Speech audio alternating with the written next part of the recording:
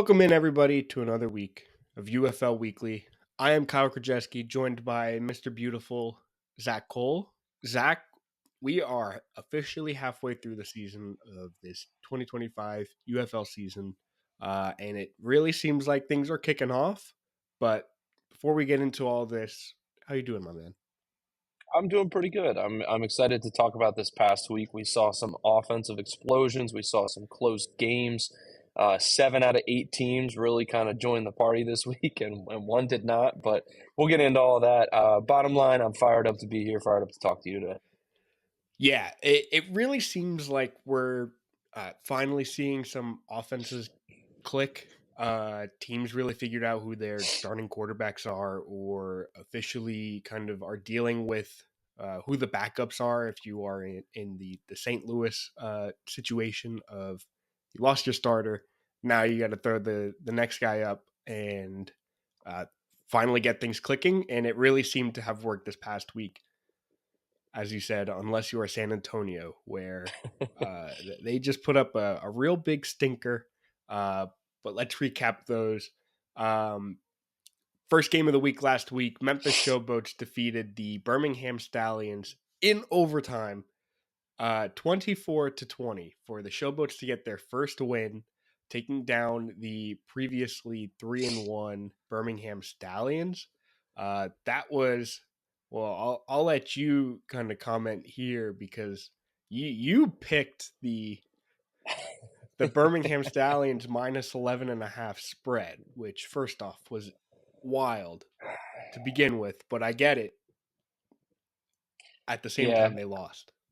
I think everyone was shocked by this. I mean, clearly, Birmingham is a little down from what they were last year. I think last year they were just an absolute force to be reckoned with, and this year we're clearly seeing that there's some weakness to their game. And man, I didn't expect it to be against the Boats here, and I didn't expect it to be a loss. I could have swallowed it if it was maybe a 3 or 4 point win for the Stallions, but a loss altogether, crazy. So definitely a shocking result in this one. Yeah, I think it was a really, I guess, excellent way to kick off week Yeah. five specifically because not only was it a winless team kind of standing their ground against this force of Birmingham, but they got the win and it went into overtime. It was a stellar Friday kickoff for UFL weekend.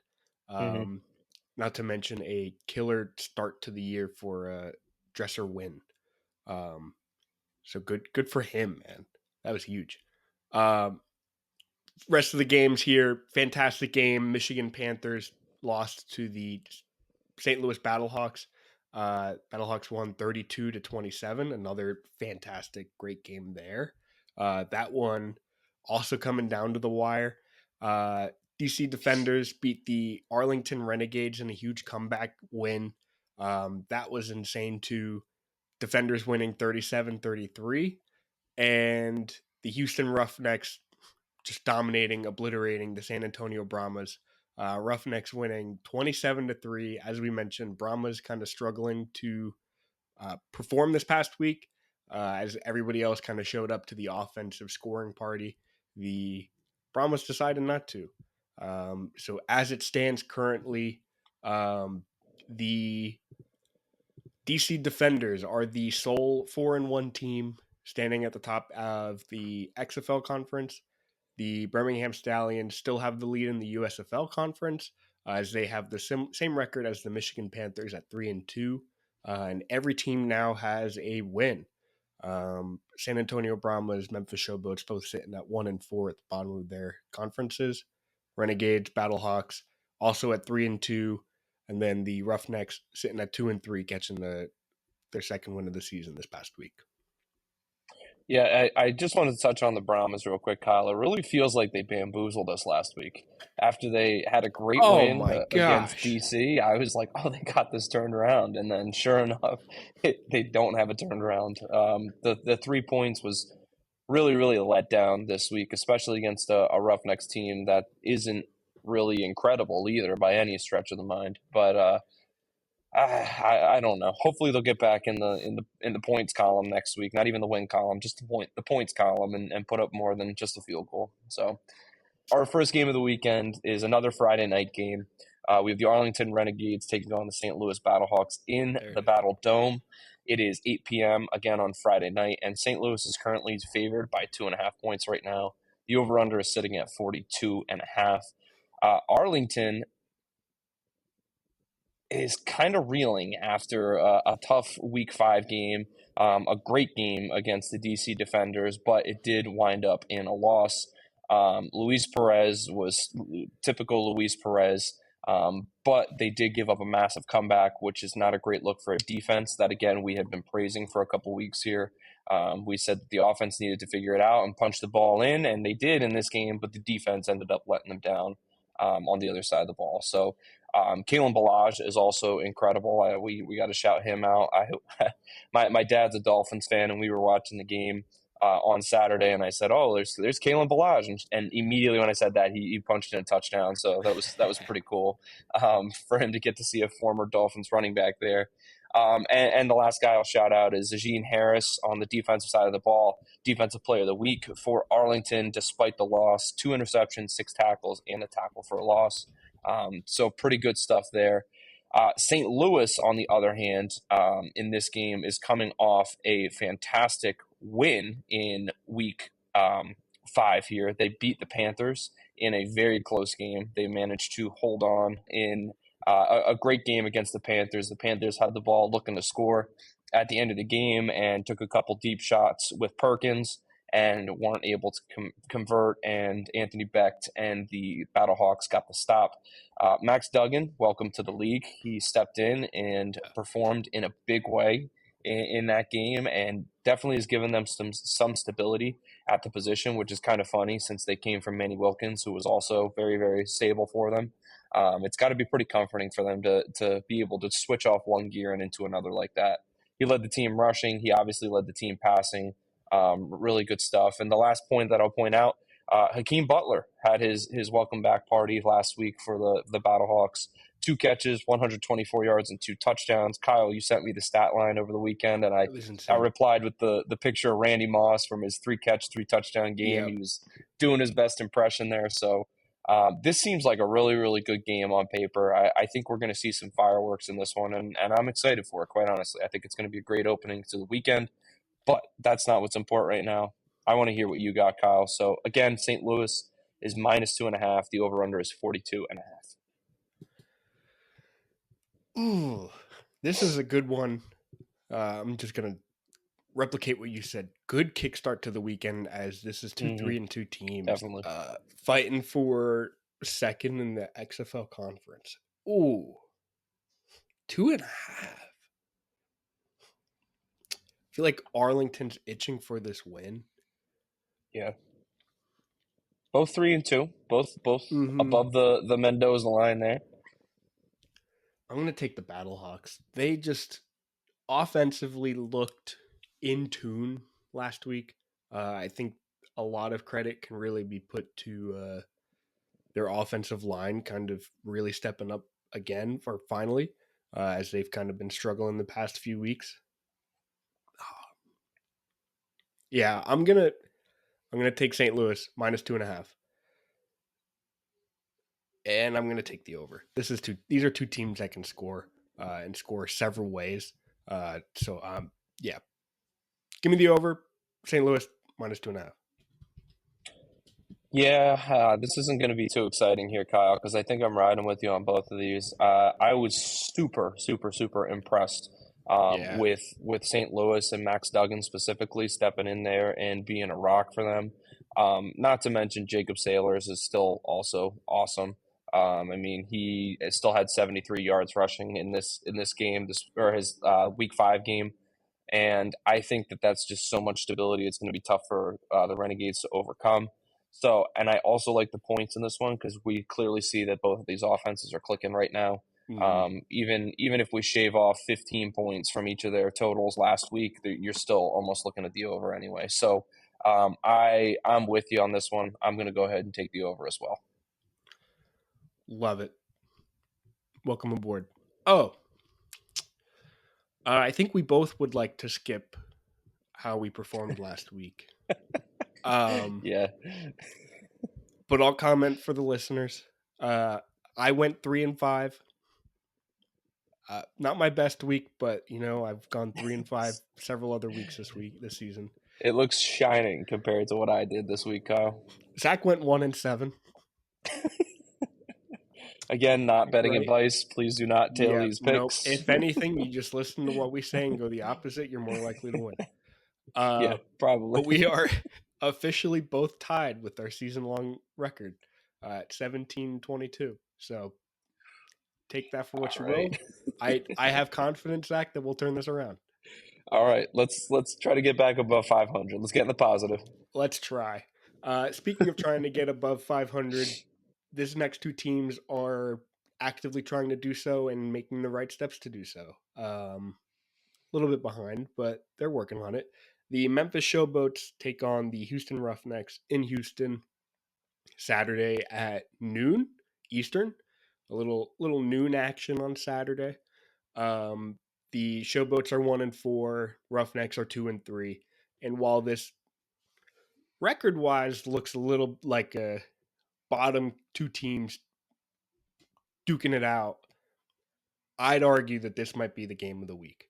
Um, Houston's favored -1.5. Over under set to 36.5. And while the Friday night game looks spectacular as well, this one might give us a run for its money.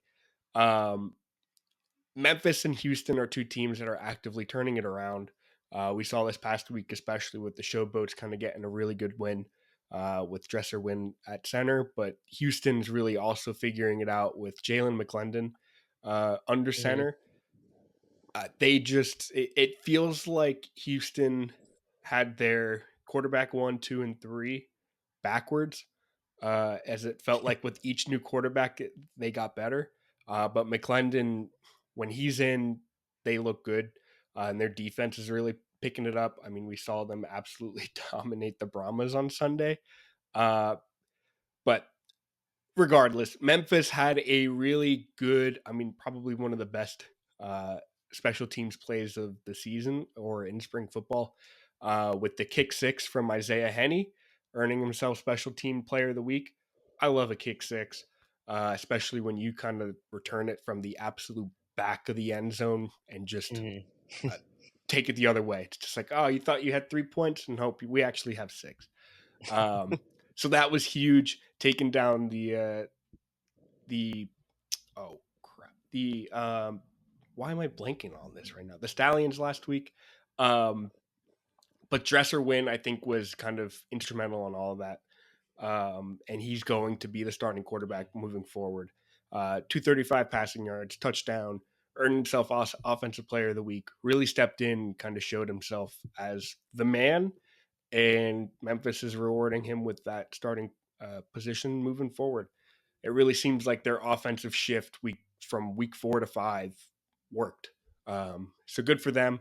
And again, Houston with McClendon, uh, kind of back there, they look real as they kind of struggled the first few weeks here. He really favors passing to Justin Hall, and I don't blame him. Justin Hall is Hmm. spectacular, 9 receptions on 10 targets. And yeah, their defense showed up last week.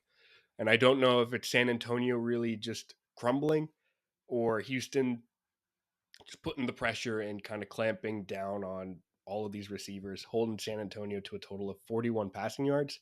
That's including sack yards. But regardless, sub 50 passing yards is a really strong Big deal. defensive achievement. So Yeah. this game to me could be game of the week. I think, regardless, I think we're in for a week of just fantastic games like we were these past 2 weeks. It really seems like a few weeks into the season, we get to see teams click, figure themselves out, their identity, and thank God we get the benefit from that. So, Zach, the odds set here: Houston -1.5. Vegas is expecting a close one. Over under 36.5. What you got? I am gonna go ahead and go with Houston -1.5. I really like what Jalen McClendon is doing Yeah. for Houston right now. And I like to read every week. RJ Young of Fox Sports puts out an MVP power ranking, and he's actually got Jalen McClendon as his number 4 in the power rankings right now for his MVP favorites. So clearly he's opening eyes. It's not necessarily um, like gaudy stat lines or anything, but I think he's just giving them a really solid base, and you know what you're going to get with him, and sometimes stability is a really valuable asset to have as a quarterback. So I do like them -1.5. I think Houston is trending in the right direction here. And the over under, I'm actually going to go under in this game. I think we Ooh. could see a little bit of a slugfest. I know it's a low total here, but I like the point total to be low in the game. Just again, I don't really have a super solid reason why. I just think that these two teams are pretty closely matched and are figuring things out still. They both seem to have found their quarterback, but I think that the point total is going to be on the lower side. Yeah, these are two teams that faced off in week 3 to a total of 18-17 when the Houston and the Roughnecks their first win of the season. Hmm. Um, but I'd argue, I mean, I don't even think you have to argue. I'd say that these are two completely different teams than they were Hmm. 2-3 weeks ago. Which is great. I love that. But man, 36.5. So you're going under? Yeah, I think I'm going to go. Mm. No, I'm gonna stay under. I think that there's kind of such a thing as a like an old coaching adage where beating a team once is hard, beating a team twice is extremely difficult. I know that that's kind of arguing against my -1.5 pick Nope. here, I get you. but I also think that the defense that they're both going to have an idea of what they're looking to do offensively. So I think the points are going to be a little harder to come by. I get it. I am unfortunately going to go the opposite way in both. I Okay, I think understand. I I think Memphis taking down the Stallions really kind of pumped this team up. Mhm. And I think they're going to roll with that momentum. They had a whole week of a new offense, and now they get another week of a new offense, or I guess that same offense. Keep learning, really keep getting Dresser win, kind of learning the system, knowing the system, having that comfort of already getting his first start in the bag. I feel good. I feel good about Memphis winning this one, or potentially losing by a point. Um, I'm going to take the over. I want points. I think we're seeing an offensive explosion um, in the league just entirely. I think Houston, their defense realistically could shut down this offense, but I don't think they will. I think Memphis will find a way. And for that, I'm going to complete opposite with you. Memphis +1.5, over 36.5. Maybe we'll split it. Maybe we'll Maybe go we'll one split on it. one and one on one, and everyone will be happy. Maybe. Well, one of us was happy in this next matchup, and one of us was unhappy last week in this next matchup. DC Defenders versus the Michigan Panthers. The DC is traveling to Michigan in this one. DC is coming off a win, sitting at 4-1. Things are cooking in the District of Columbia, and Michigan lost a heartbreaker to the Battlehawks in Week 5. Again, I mentioned that before that Bryce Perkins had the ball, looking to score at the end of the game. Didn't work out for him, but still a pretty valiant effort. I was pleased with it. So as I mentioned, actually as Kyle mentioned earlier on, the DC Defenders do lead the XFL division. And I believe the Michigan Panthers and the Stallions are tied atop of Yep. the USFL division. So this is a big one for Michigan if they can figure this one out. But Michigan is favored, despite having the worst record of the two. They are favored by 2.5 points, and the over/under is set at 42.5.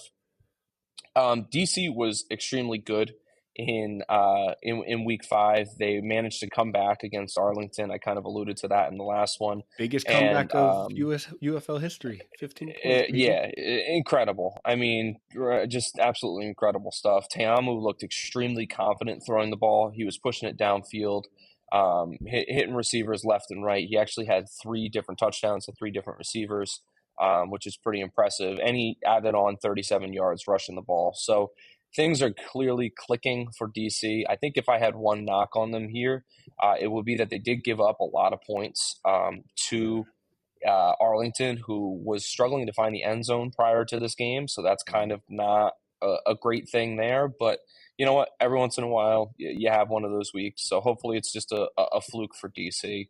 And as for Michigan, again, I keep touching on it, but Michigan looked really, really close in that game. They had a shot to win it down at the end. Well, not win it, but had a shot to try to score at the end of the game to make the game interesting, and they just couldn't convert. There were a couple incomplete passes from Bryce Perkins, who actually had a very efficient day passing the ball again. He was, I think, 21 of 25, if I remember correctly. So Mike Nolan seems to have finally settled on Bryce Perkins as the starting quarterback, Thank God. as he should. I don't really know why that was a discussion this long. It was just again, I don't know why it took that long. Danny Etling did come into the game and threw an interception, which kind of like it was like okay. He came in for a drive, threw an interception, and Nolan was like, "All right, we got to go back to Perkins." I don't know why. Like, it was so funny. My favorite quote post games was St. Louis's coach, Coach Becht, said, "Perkins is a great quarterback. I'm glad he wasn't in the game for the stretch that Etling played. He had a fantastic game playing because without that interception, Michigan might have won. Ridiculous." It's yeah, it's absolutely ridiculous. So I mean, like you can't make it up. But anyhow, they're doing good. Michigan is doing good things. I think that they are a very dangerous team here, and I think that they will continue to be in USFL division contention all the way until the end of the season. Nate McCrary is providing them pretty good stuff on the ground, running the ball, and even Perkins is throwing in some rushing here and there, and they are tacking on yards left and right. So I think that these two guys are going to continue to keep this team afloat. And moving forward, I do think that they'll compete all the way down to the end with the Stallions. So with that being said, we got a good one here. This is a Sunday game. This is the Sunday noon slate game. Who do you got, Kyle? Michigan minus 2.5 or DC plus 2.5? First, I can't believe that DC is project. I don't know how they're not the favorite in this game. So with that said, give me DC plus 2.5. That's insane. I don't comprehend that line, and because of that, I'm taking DC plus 2.5. I don't know what Vegas knows that we don't for this game. Mm-hmm. Maybe it's that they know that Perkins is playing the whole time. But I think DC is still the better team. Oh, give me the over. Neither of these teams can stop a score for some reason. DC might give it a shot if your offensive line is trash. Their front line, their D line is incredible. Yeah, give me the over. 42.5. I love these 42-point games lines because we're expecting points, and I certainly do in this one. So give me the over. Well, I think our fandoms are Uh getting oh. in the way here because I'm going Michigan minus 2.5. Uh oh. I Bryce Perkins is that dude, and I think that he's going to lead the squad to a victory here. So I agree with you. The line does not make any sense, and I would feel a lot better with it going the other way. But I'm going with my heart here. So give me Michigan minus 2.5. And I will also take the points in this one. Give me the over 42.5 here. All right, brother. Final game of the week. San Antonio Brahmas take on the Birmingham Stallions. Brahmas sitting at 1-4. Stallions at 3-2. Both teams kind of coming off wonky weeks. Brahma's coming off of a beatdown. Stallions coming off of a overtime loss. Line is set at Birmingham minus 9.5. Another wide line. Over under set to 37.5. This game is Sunday at 4. San Antonio, I have it here in the notes, delivered a deep dish yeesh last week, scoring just 3 points. Presently, head coach Party does not have an answer on who the starting quarterback will be. I'm not sure we'll see a starting quarterback. I think we're going to see both Kellen Mond and Garantano uh, pop in here at quarterback unless one starts the game on fire. So San Antonio really trying to figure out what their offensive identity is, and how that looks, especially at quarterback. Really kind of keeping them a little bit behind the game here, as we especially saw last week. On the Birmingham side, head coach said offense has been lacking consistency. He specifically stated they are missing 10 starters. They've missed 10 offensive starters at some point this season, all missing a game. Kind of really triggering or calling that out as to why things aren't clicking. Hoping that this upcoming week is a get right game for them. Last week game, again, lost in overtime. Really seems like it should be the wake up call that they needed. And I think this Brahmas game is a really good chance for them to bounce back, try some new things, give themselves something to do, to again bounce back.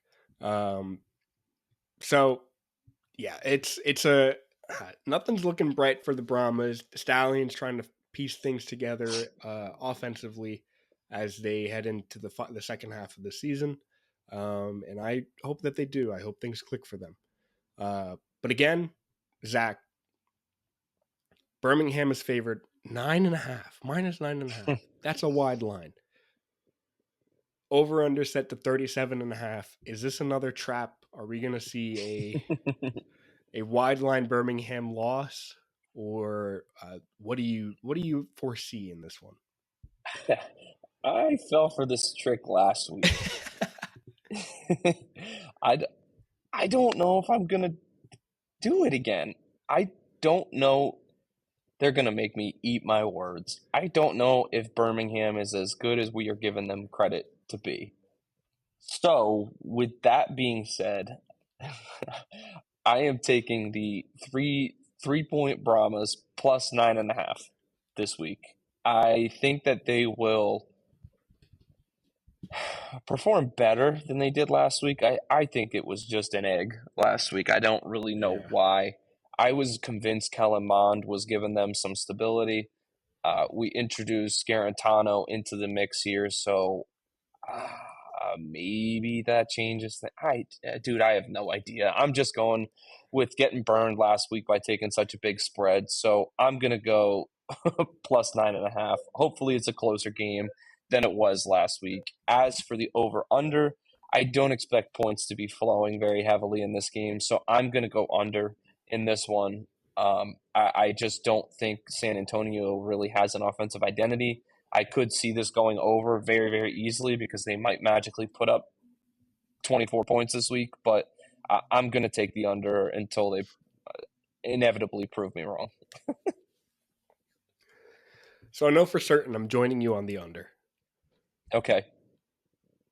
It's it feels like a trap. When you take it, it feels like a trap. It does, but God, Either nine way, it feels nine like and a a trap. half is insane. It's over a score. Like it's over a score and a 3 point conversion. It's over a score and a field. It's a ton of points. But they were favored by 11.5 last week and lost. So do it. Do it. I'm joining you. San Antonio plus 9.5.